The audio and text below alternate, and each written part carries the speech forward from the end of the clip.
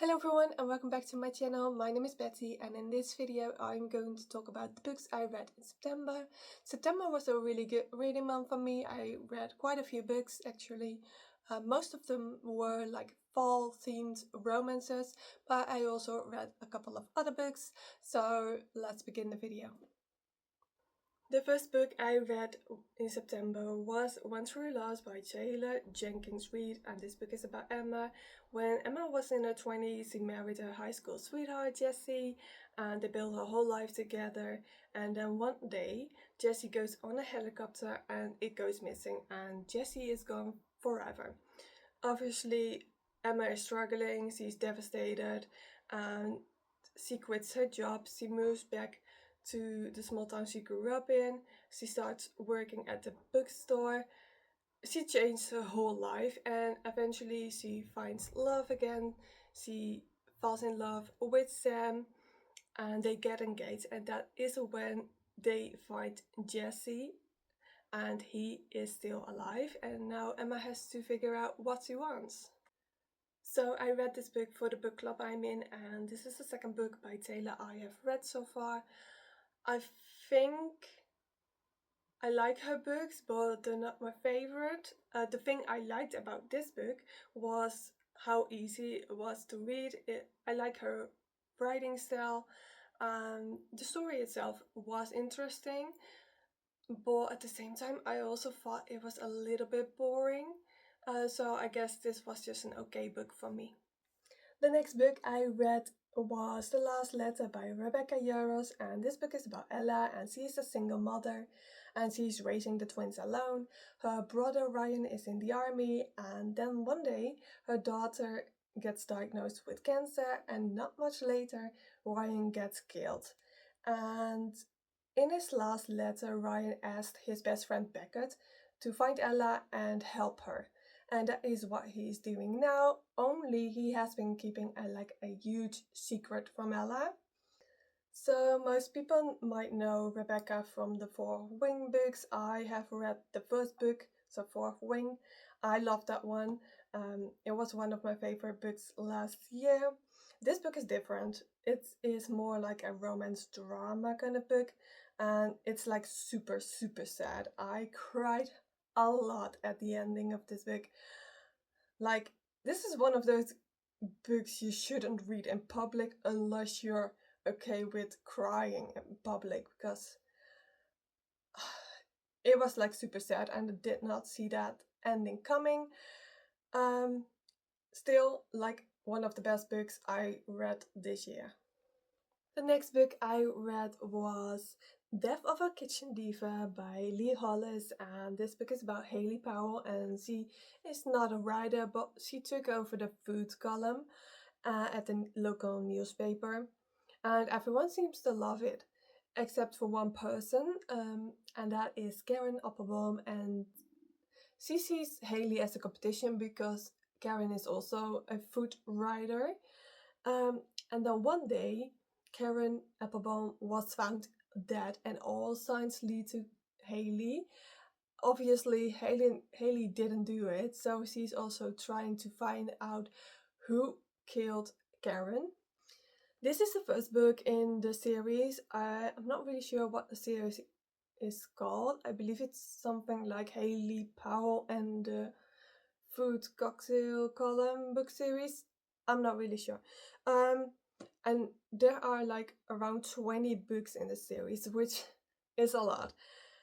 This is a cozy mystery, and it was definitely giving cozy vibes.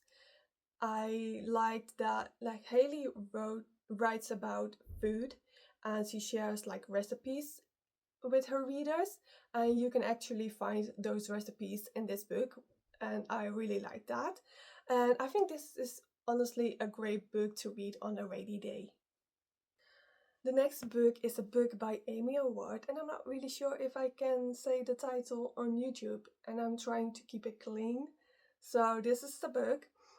Anyway, this book is about Chris and Trixie. Chris is a famous football player now, but he has been in love with Trixie since high school. But back then, Trixie turned him down, and they sort of moved on and stayed friends. but Chris is still in love with Trixie.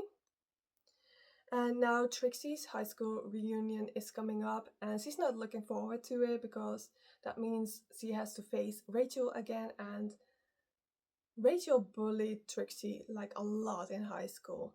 And then one day, Trixie made up a lie that she is dating Chris, and they now are sort of fake dating to prove Rachel a point.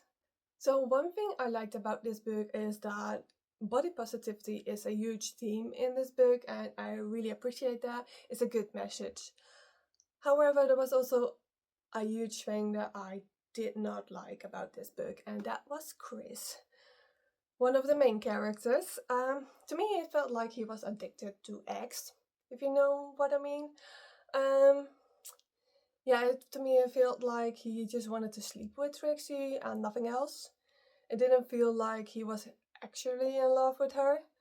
So yeah, to be honest, this book was a little bit disappointing in my opinion. Another book I read this month was Wildside by Elsie Silver, and this is a book is about Tabitha, and she just lost her sister, and now she's taking care of her nephew Milo, but then she finds out that she isn't the official guardian, but Reese is. But Reese lives in Florida and he does not have the right visa to stay in Canada for a long time. So at first Reese wants to take Milo with him back to Florida, but they decide to get married instead because this way Reese can stay in Canada and they both can take care of Milo. This is the third book in the Rose Hill book series by Elsie Silver, and I'm obsessed with Elsie's books. They are amazing and I love them all. And I think honestly this is my favorite book in this series. At first, maybe the first 50% I was not sure. I mean, it was good, but I wasn't obsessed. But then the second part of the book, like last 50%, those were amazing and I loved it a lot. The next book I read was If It Makes You Happy by Julie Olivia. And this book is about Michelle. She recently got divorced and now her mother Birdie passed away. Michelle's sister Sarah was supposed to take over the B&B, but she has to finish school, so now Michelle is taking over for a couple of months. But it's harder than she thought it would be. She's not good at small talk and she is also not great at baking, but her neighbor Cliff helps her out. So this book was just pure perfection. It has fall vibes and the 90s vibes. It takes place in the 90s. I grew up in the 90s and it brought back so many good memories like renting movies and disposable cameras and all that. It was just amazing. I can't find a single thing that I didn't like about this book. At first I thought it was going to be a little bit boring because this book has 500 pages, which is a lot for a romance novel. But it didn't feel that long, so no, it was really good, and I think this is going to be one of my favorite romances this year. Another book I read in September was Love and Lattes at Pumpkin Hollow by Victoria Walters. And this book is about Willow. She lives with her father and they have like a farm. It's where she grew up. But they are struggling financially and her father is thinking about selling the farm to the Henderson brothers. And he already arranged a meeting with Dylan Henderson. During that meeting, Willow lets him know that she does not want to sell the farm. And they sort of make a deal that Willow has to come up with an idea that will make the farm more money in the next 6 weeks.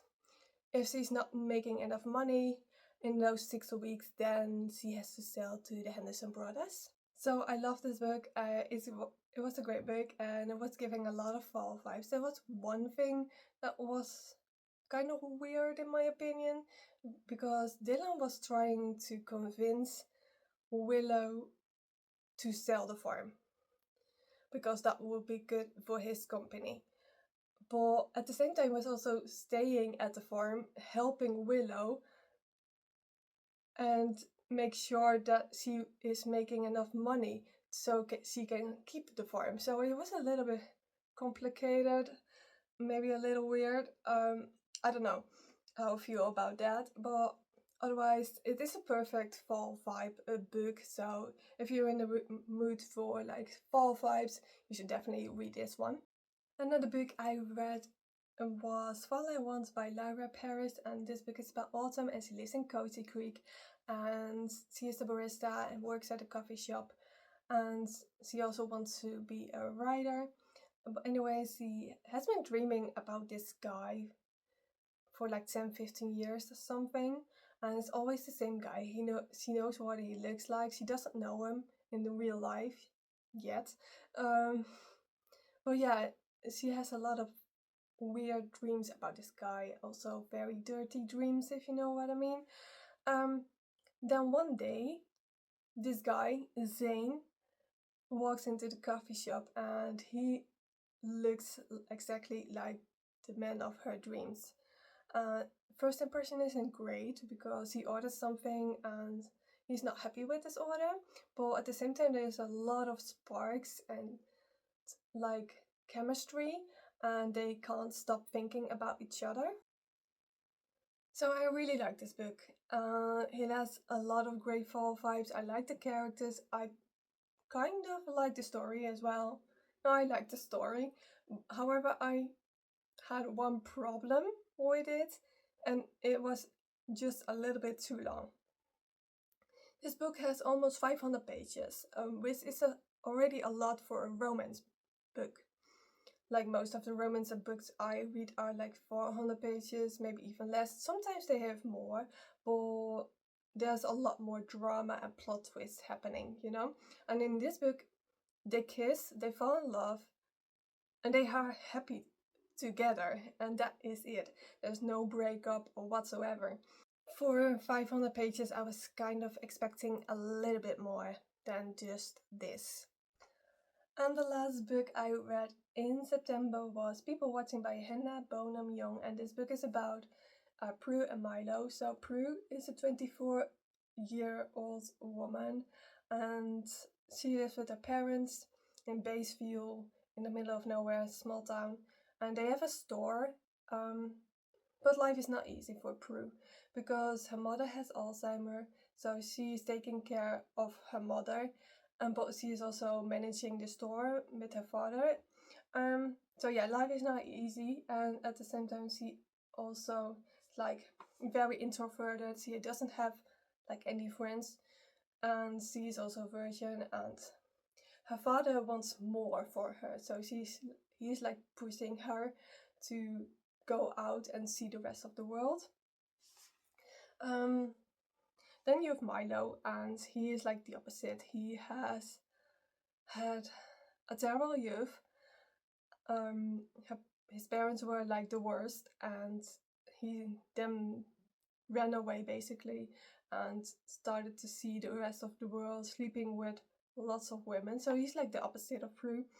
But one day he comes to Batesville because his brother lives there and he needs them, and he meets Prue, and from that day on his life changed basically because he basically fell in love with her the first time he saw her.